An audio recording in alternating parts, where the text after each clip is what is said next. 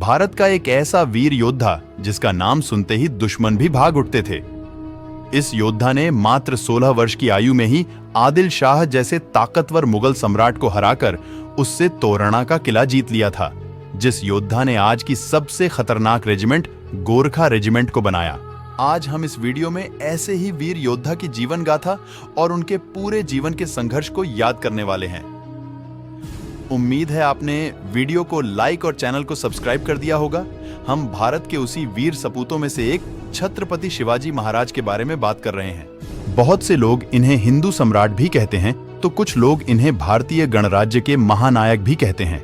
छत्रपति शिवाजी महाराज का जन्म सन 19 फरवरी 1630 को एक मराठा परिवार में हुआ। कुछ लोग 1627 में भी उनका जन्म बताते हैं। छत्रपति शिवाजी महाराज के बचपन का नाम शिवाजी भोंसले था। छत्रपति शिवाजी महाराज को मराठा अपना गौरव कहते हैं। छत्रपति शिवाजी महाराज शाहजी और माता जीजाबाई के पुत्र थे। उनका जन्म पुणे के पास स्थित शिवनेरी के दुर्ग में हुआ। जब शिवाजी महाराज का जन्म हुआ तब भारत पर मुगल सम्राट औरंगजेब ने अपना अधिकार जमा लिया था। राष्ट्र को विदेशी आक्रमणकारी और राज्य सत्ता से स्वाधीन करा। सारे भारत में एक सार्वभौम स्वतंत्र शासन स्थापित करने का प्रवर प्रयास शिवाजी महाराज ने भी किया था।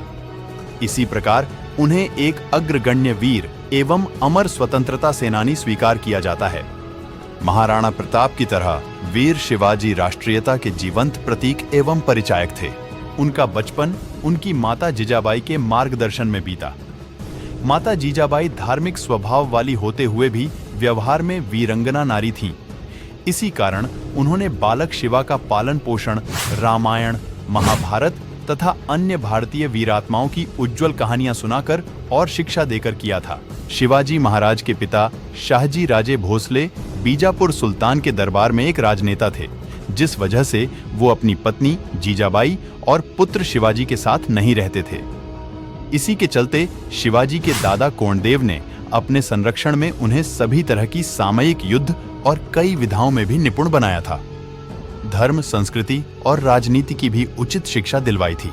उस युग में परम संत रामदेव के संपर्क में आने से शिवाजी पूर्णतया राष्ट्रप्रेमी, कर्तव्यपरायण एवं कर्मठ योद्धा बन गए।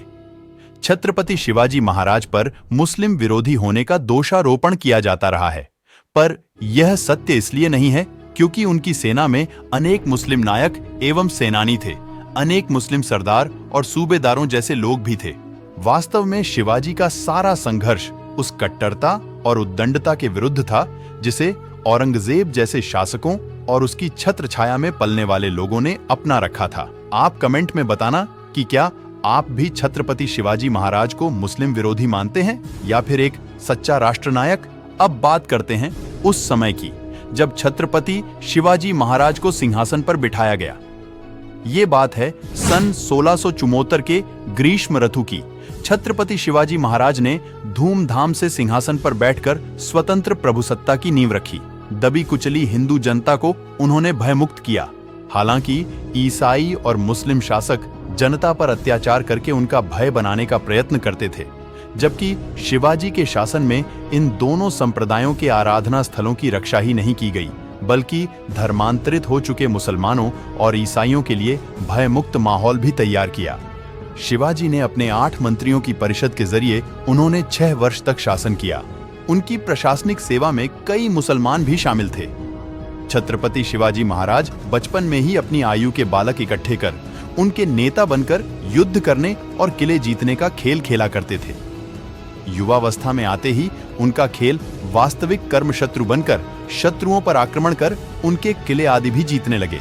जैसे ही शिवाजी ने पुरंदर और तोरण जैसे किलों पर अपना अधिकार जमाया, वैसे ही उनके नाम और कर्म की सारे दक्षिण में धूम मच गई। यह खबर आग की तरह आगरा और दिल्ली तक जा पहुंची। अत्याचारी किस्म के तुर्क, यवन और उनके सहायक सभी शासक उनका नाम सुनकर ही मारे डर के चिंतित होने लगे थे। छत्रपति शिवाजी महाराज का विवाह सन 14 मई 1640 में सईबाई निम्बालकर के साथ पुणे के लाल महल में हुआ था। छत्रपति शिवाजी महाराज के बढ़ते प्रताप से आतंकित बीजापुर के शासक आदिल शाह जब शिवाजी को बंदी न बना सके तो उन्होंने शिवाजी के पिता शाहजी को गिरफ्तार किया। पता चलने पर शिवाजी आग बबूला हो गए। उन्होंने अपनी नीति और साहस का सहारा लेकर छापामारी कर जल्द ही अपने पिता को इस कैद से आजाद कराया, जिसके बाद सन 1659 में बीजापुर के शासक आदिल शाह ने शिवाजी को जीवित अथवा मृत पकड़ लाने का आदेश देकर अपने मक्कार सेनापति अफजल खां को भेजा। उसने भाईचारे व सुलह का झूठा नाटक रचकर शिवाजी को अपनी बाहों के घेरे में लेकर मारना चाहा, पर समझदार शिवाजी के हाथ में छिपे बाघनख का शिकार होकर वह स्वयं मारा गया। इससे उसकी सेनाएं अपने सेनापति को मरा पाकर वहां से दुम दबाकर भाग गईं। इस तरह शिवाजी ने एक नए यानी बाघनख का निर्माण किया। शिवाजी की इस बढ़ती हुई शक्ति से चिंतित होकर मुगल बादशाह औरंगजेब ने दक्षिण में नियुक्त अपने सूबेदार को उन पर चढ़ाई करने का आदेश दिया, लेकिन सूबेदार को मुंह की खानी पड़ी। शिवाजी से लड़ाई के दौरान उसने अपना पुत्र खो दिया और खुद उसकी उंगलियां कट गईं, जिसके बाद उसे मैदान छोड़कर भागना पड़ा। इस घटना के बाद औरंगजेब ने अपने सबसे प्रभावशाली सेनापति मिर्जा राजा जयसिंह के नेतृत्व में लगभग 1 लाख सैनिकों की फौज भेजी। शिवाजी को कुचलने के लिए राजा जयसिंह ने बीजापुर के सुल्तान से संधि कर पुरंदर के किले को अधिकार में करने की अपने योजना के प्रथम चरण में 24 अप्रैल 1665 ईस्वी को व्रजगढ़ के किले पर अधिकार कर लिया। पुरंदर के किले की रक्षा करते हुए शिवाजी का अत्यंत वीर सेना नायक मुरारजी बाजी मारा गया। पुरंदर के कबीले को बचा पाने में अपने को असमर्थ जानकर शिवाजी ने महाराजा जय सिंह से संधि की पेशकश की। दोनों नेता संधि की शर्तों पर सहमत हो गए और 22 जून 1665 ईस्वी को पुरंदर की संधि संपन्न हुई। शिवाजी की पूर्वी सीमा उत्तर में बागलना को छूती थी और फिर दक्षिण की ओर नासिक एवं पूना जिलों के बीच से होती हुई एक अनिश्चित सीमा रेखा के साथ समस्त सतारा और कोल्हापुर के जिले के अधिकांश भाग को अपने में समेट लेती थी। पश्चिमी कर्नाटक के क्षेत्र बाद में सम्मिलित हुए। स्वराज का यह क्षेत्र 3 मुख्य भागों में विभाजित था।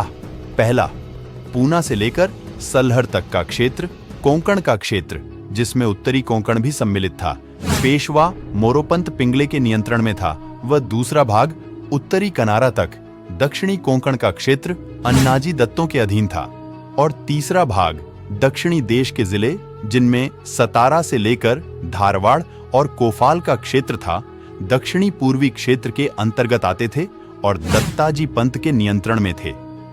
इन 3 सूबों को पुनः परगणों और ताल्लुकों में विभाजित किया गया था। शिवाजी ने अपनी एक स्थायी सेना बनाई थी। शिवाजी की मृत्यु के समय उनकी सेना में 30 से 40 हजार नियमित और स्थायी रूप से नियुक्त घुड़सवार और 1 लाख पदाती और 1260 हाथी थे। उनके तोपखानों के संबंध में ठीक ठीक जानकारी उपलब्ध नहीं है। घुड़सवार सेना 2 श्रेणियों में विभाजित थी, जिसमें बारगीर व घुड़सवार सैनिक थे, जिन्हें राज्य की ओर से घोड़े और शस्त्र दिए जाते थे। घुड़सवार सेना की सबसे छोटी इकाई में 25 जवान होते थे, जिनके ऊपर 1 हवलदार होता था। 5 हवलदारों का एक जुमला होता था, जिसके ऊपर 1 जुमलादार होता था। 10 जुमलादारों की 1 हजारी होती थी और 5 हजारियों के ऊपर 1 पंज हजारी होता था। वह सरनोबत के अंतर्गत आता था। प्रत्येक 25 टुकड़ियों के लिए राज्य की ओर से 1 नाविक और भिश्ती दिया जाता था।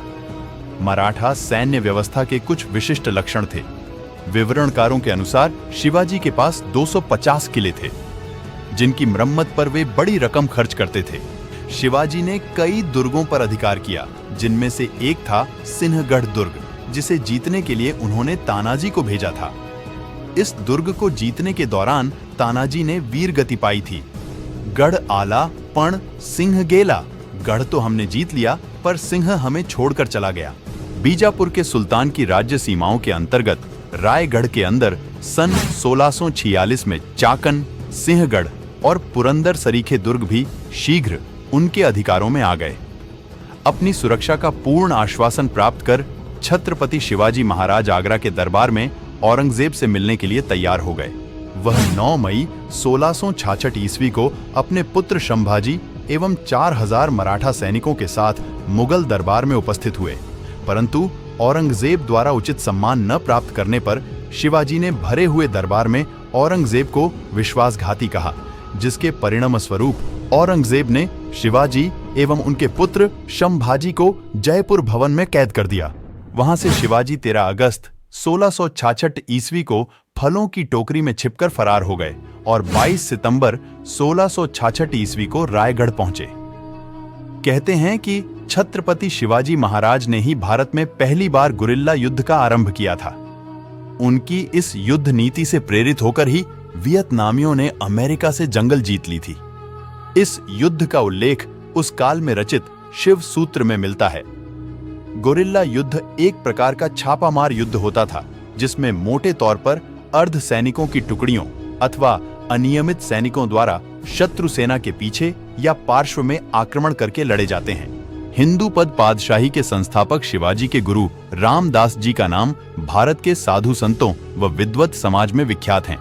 उन्होंने दास बोध नामक एक ग्रंथ की रचना भी की थी, जो मराठी भाषा में है। संपूर्ण भारत में कश्मीर से लेकर कन्याकुमारी तक उन्होंने 11,000 मठ तथा अखाड़े स्थापित कर स्वराज्य स्थापना के लिए जनता को तैयार करने का प्रयत्न किया।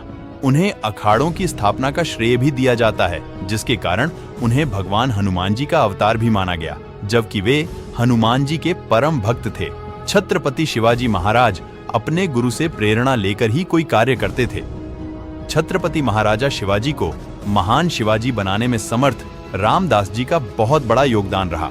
महाराष्ट्र के उस्मानाबाद जिले में स्थित तुलजापुर एक ऐसा स्थान जहां छत्रपति शिवाजी की कुलदेवी मां तुलजा भवानी स्थापित हैं, जो आज भी महाराष्ट्र व अन्य राज्यों के कई निवासियों की कुलदेवी के रूप में प्रचलित हैं। वीर श्रीमंत छत्रपति शिवाजी महाराज की कुलदेवी मां तुलजा भवानी है। शिवाजी उन्हीं की उपासना करते रहते थे। मान्यता है कि शिवाजी को खुद देवी मां ने प्रकट होकर तलवार प्रदान की थी। अभी यह तलवार लंदन के संग्रहालय में रखी हुई है, जिसके बाद लंबी बीमारी के चलते 1680 में वीर छत्रपति शिवाजी ने दम तोड़ दिया और उनके साम्राज्य को उनके बेटे संभाजी ने संभाल लिया। गौ ब्राह्मण प्रतिपालक, यवन पर पीड़क, प्रौढ़ प्रताप पुरंदर, क्षत्रिय कुलावातंश, राजाधिराज, महाराज, योगीराज, श्री श्री श्री छत्रपति शिवाजी महाराज की जय जय भवानी, जय शिवाजी।